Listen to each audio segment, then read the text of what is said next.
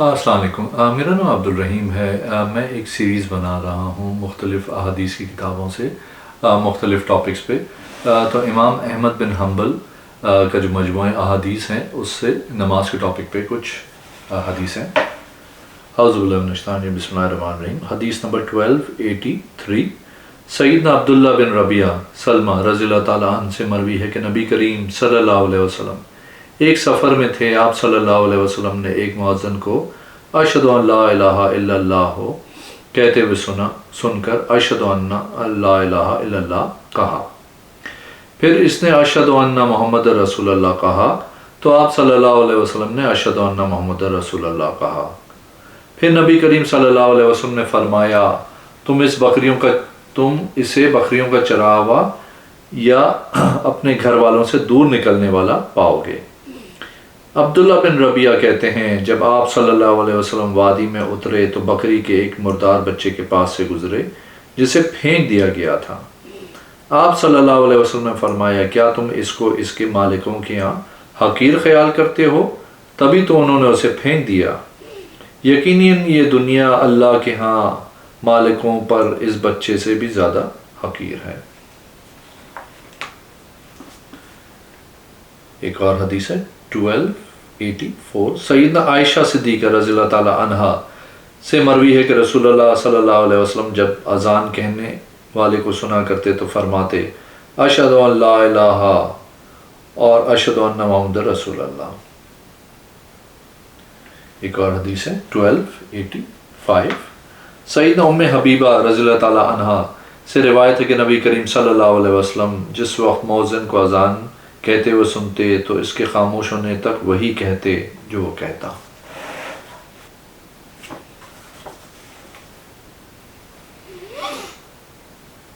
ایک اور حدیث ہے 1287، سیدنا سعد بن ابی وقاص رضی اللہ تعالیٰ عنہ بیان کرتے ہیں کہ رسول اللہ صلی اللہ علیہ وسلم نے فرمایا جس نے مؤذن کو سن کے یہ دعا پڑھی وَأَنَا أَشْهَدُ أَن لَا إِلَهَ إِلَّا اللَّهُ وَحْدَهُ لَا شَرِيكَ لَهُ وَأَنَا مُحَمَّدٌ عَبْدُهُ وَرَسُولُهُ رَضِيتُ بِاللَّهِ رَبًّا وَبِحَمْدِهِ رَسُولًا وَبِالْإِسْلَامِ دِينًا، اور میں بھی گواہی دیتا ہوں کہ ایک اللہ کے علاوہ کوئی معبود نہیں، اس کا کوئی شریک نہیں، اور گواہی دیتا ہوں کہ محمد صلی اللہ علیہ وسلم اس کے بندے اور رسول ہیں۔ ہم اللہ کے رب ہونے پہ، محمد صلی اللہ علیہ وسلم کے رسول ہونے پر اور اسلام کے دین ہونے پر خوش ہیں تو اس کے گناہ بخش دیے جاتے ہیں۔ ایک اور حدیث ہے 1288، سیدنا عبداللہ بن عمرو بن عاص رضی اللہ تعالیٰ عنہ سے مروی ہے کہ رسول اللہ صلی اللہ علیہ وسلم نے فرمایا جب تم مؤذن کو سنو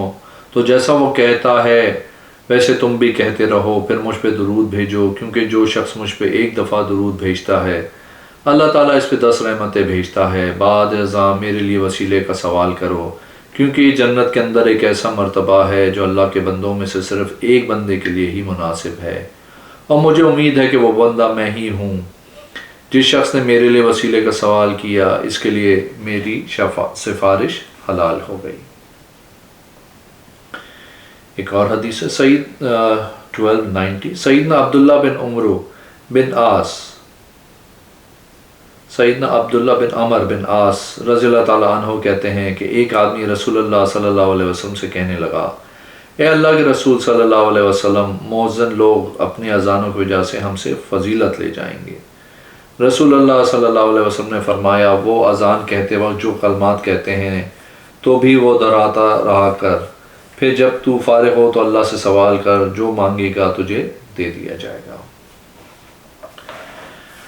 ایک اور حدیث ہے 1291، سیدنا ابو ہریرہ رضی اللہ تعالیٰ عنہ بیان کرتے ہیں کہ ہم لوگ نبی کریم صلی اللہ علیہ وسلم کے ساتھ یمن کے بلند ٹیلوں پہ تھے۔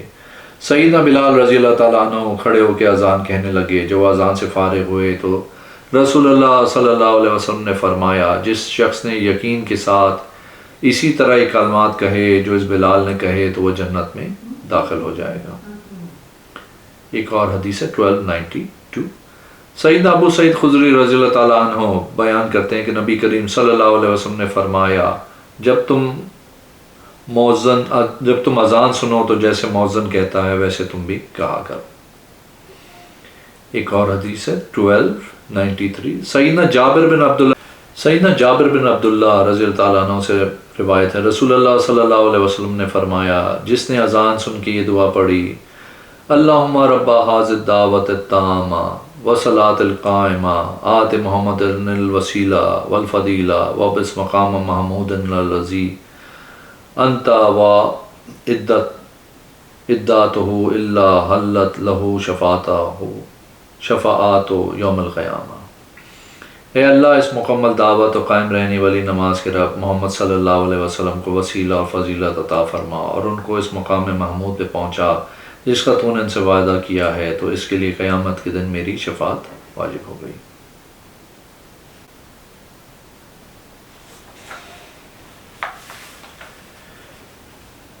ایک اور حدیث ہے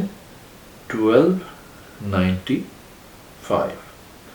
عبداللہ بن علقہ بن وقاص کہتے ہیں، میں سیدنا معاویہ رضی اللہ تعالیٰ عنہ کے پاس گیا، جب ان مؤذن نے اب اذان کہی تو انہوں نے وہی کلمات کہے جو مؤذن کہتا تھا، حتیٰ کہ جب حی علی الصلاۃ کہا تو سیدنا معاویہ رضی اللہ تعالیٰ عنہ نے لا حول ولا قوۃ الا باللہ کہا، اور اس کے بعد وہی کہا جو مؤذن نے کہا۔ پھر یہ بیان کیا انہوں نے رسول اللہ صلی اللہ علیہ وسلم کو یہی کہتے ہوئے سنا تھا۔ سیدنا معاویہ بن ابی سفیان رضی اللہ تعالیٰ عنہ سے مروی ہے، نبی کریم صلی اللہ علیہ وسلم مؤذن کے ساتھ شہادت والے کلمے کہا کرتے تھے۔ ایک اور حدیث ہے 1297، مجمع بن یحییٰ انصاری کہتے ہیں، میں سیدنا ابو امامہ بن سہل رضی اللہ تعالیٰ عنہ کے پاس تھا، مؤذن کی طرف رخ کیے ہوئے تھا، مؤذن نے 2 دفعہ اللہ اکبر کہا، جواب میں سیدنا ابو امامہ نے بھی 2 دفعہ اللہ اکبر کہا، مؤذن نے 2 دفعہ اشہد ان لا الہ الا اللہ کہا، سیدنا ابو امامہ رضی اللہ تعالیٰ عنہ نے بھی 2 مرتبہ اشہد ان لا الہ الا اللہ کہا، پھر مؤذن نے 2 دفعہ اشہد ان محمد رسول اللہ کہا تو سیدنا ابو امامہ نے بھی 2 دفعہ اشہد ان محمد رسول اللہ کہا، پھر میری طرف رخ کر کے فرمایا، مجھے سیدنا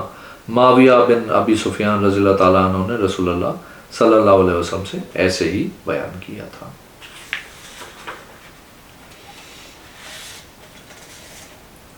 ایک اور حدیث ہے 1298، سیدنا جابر بن سمرہ رضی اللہ تعالیٰ عنہ سے مروی ہے، سیدنا بلال رضی اللہ تعالیٰ عنہ سورج ڈھلتے وقت اذان کہا کرتے تھے اور ان کا کوئی لفظ نہیں چھوڑتے تھے، پھر نبی کریم صلی اللہ علیہ وسلم کے نکلنے تک اقامت نہ کہتے، البتہ جس وقت آپ صلی اللہ علیہ وسلم نکلتے تو آپ صلی اللہ علیہ وسلم کو دیکھ کے اقامت کہتے۔ ایک اور حدیث ہے 1299، سیدنا عبداللہ بن مسعود رضی اللہ تعالیٰ عنہ بیان کرتے ہیں کہ رسول اللہ صلی اللہ علیہ وسلم نے فرمایا، بلال کی اذان تم سے کسی کو اس کی سحری سے نہ روکے، کیونکہ وہ تو صرف اس لیے اذان کہتا ہے کہ قیام کرنے والوں کو واپس لوٹا دے اور سوئے ہوئوں کو بیدار کر دے، اور فجر صادق میں روشنی اس طرح اوپر کو ظاہر نہیں ہوتی بلکہ اس طرح افق میں پھیلتی ہے۔ اور ابن ابی عدی ابو عمر نے اس تمثیل کی وضاحت کرتے ہوئے اپنی انگلیوں کو ملا کے جھکایا، شہادت والی انگلیوں کے درمیان کشادگی کی۔ ایک اور حدیث ہے 1300، سیدنا عبداللہ بن عمر رضی اللہ تعالیٰ عنہ سے مروی ہے کہ نبی کریم صلی اللہ علیہ وسلم نے فرمایا، بے شک بلال رات کے وقت اذان کہتا ہے، اس لیے تم کھاتے پیتے رہو یہاں تک کہ ابن ام مکتوم اذان کہہ دے۔ ایک اور حدیث ہے 1301، سیدنا عبداللہ بن عمر رضی اللہ تعالیٰ عنہ سے روایت ہے کہ رسول اللہ صلی اللہ علیہ وسلم نے فرمایا، بلال رات کے وقت اذان کہتا ہے، اس لیے تم کھاتے پیتے رہا کرو یہاں تک کہ ابن ام مکتوم کی اذان سن لو۔ عبداللہ بن عمر رضی اللہ تعالیٰ عنہ کہتے ہیں کہ ابن ام مکتوم ایک نابینا آدمی تھا، اس لیے وہ اس وقت اذان نہیں کہتے تھے جب تک لوگ اسے یہ نہ کہہ دیں کہ تو نے صبح کر دی۔ اور حدیث 1302، سیدنا عبداللہ بن عمر رضی اللہ تعالیٰ عنہ کہتے ہیں نبی کریم صلی اللہ علیہ وسلم کے 2 مؤذن تھے۔ ایک اور حدیث ہے 1303، سیدنا صاحب بن یزید رضی اللہ تعالیٰ عنہ کہتے ہیں کہ رسول اللہ صلی اللہ علیہ وسلم، سیدنا ابو بکر اور سیدنا عمر رضی اللہ تعالیٰ عنہ کا جمعہ وغیرہ تمام نمازوں کے لیے ایک ہی مؤذن ہوا کرتا تھا، یہاں تک کہ سیدنا عثمان رضی اللہ تعالیٰ عنہ خلیفات بنے۔ سیدنا صاحب بن یزید کہتے ہیں کہ جمعے کے روز جب رسول اللہ صلی اللہ علیہ وسلم منبر پر تشریف فرما ہوتے تو سیدنا بلال اذان دیتے، اور جب آپ صلی اللہ علیہ وسلم نیچے اترتے تو سیدنا بلال رضی اللہ تعالیٰ عنہ اقامت کہتے تھے۔ ایک اور حدیث ہے 1304، سیدنا صاحب بن یزید رضی اللہ تعالیٰ عنہ سے یہ بھی مروی ہے کہ رسول اللہ صلی اللہ علیہ وسلم، سیدنا ابو بکر اور سیدنا عمر رضی اللہ تعالیٰ عنہ کے دور میں جمعے کے لیے اذان و اقامت 2 اذانیں ہوتی تھیں، یہاں تک سیدنا عثمان رضی اللہ تعالیٰ عنہ کا زمانہ آ گیا اور لوگوں کی کثرت ہو گئی تو سیدنا عثمان رضی اللہ تعالیٰ عنہ نے زورا مقام پہ ایک اور اذان کہنے کا حکم دے دیا۔ اور حدیث ہے 1305، سیدنا عمر بن عاص رضی اللہ تعالیٰ عنہ کو بنو ثقیف کے ایک آدمی نے بتلایا، اس نے بارش والے دن رسول اللہ صلی اللہ علیہ وسلم کے مؤذن کو حی علی الصلاۃ حی علی الفلاح کے بعد صلاۃ فی رحالکم اپنے گھروں میں پڑھ لو کہتے ہوئے سنا تھا۔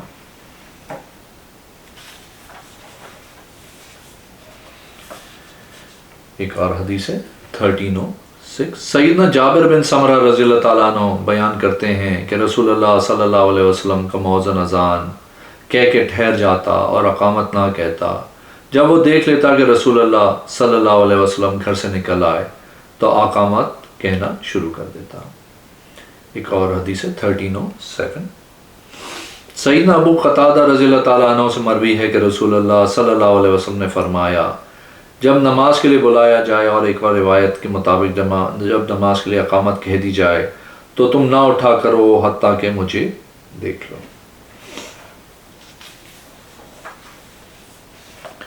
ایک اور حدیث ہے سیدنا زیاد بن حارث رضی اللہ تعالیٰ عنہ سے بھی مروی ہے کہ رسول اللہ صلی اللہ علیہ وسلم نے ان کو فرمایا،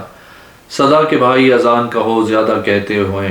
بس میں نے اذان کہی اور اس وقت کی بات ہے جب فجر روشن ہوئی تھی۔ جب رسول اللہ صلی اللہ علیہ وسلم وضو کر کے نماز کے لیے اٹھے تو سیدنا بلال رضی اللہ تعالیٰ عنہ نے اقامت کہنا چاہیے، لیکن رسول اللہ صلی اللہ علیہ وسلم نے فرمایا صدائی اقامت کہے کیونکہ وہ اذان کہتا ہے وہی اقامت کہتا ہے۔ اگر آپ نے میرے چینل کو ابھی تک سبسکرائب نہیں کیا تو پلیز کیجئے، اس ویڈیو کو لائک کیجئے۔ نیکسٹ ویڈیو میں انشاءاللہ حاضر ہوں گا۔ اللہ حافظ۔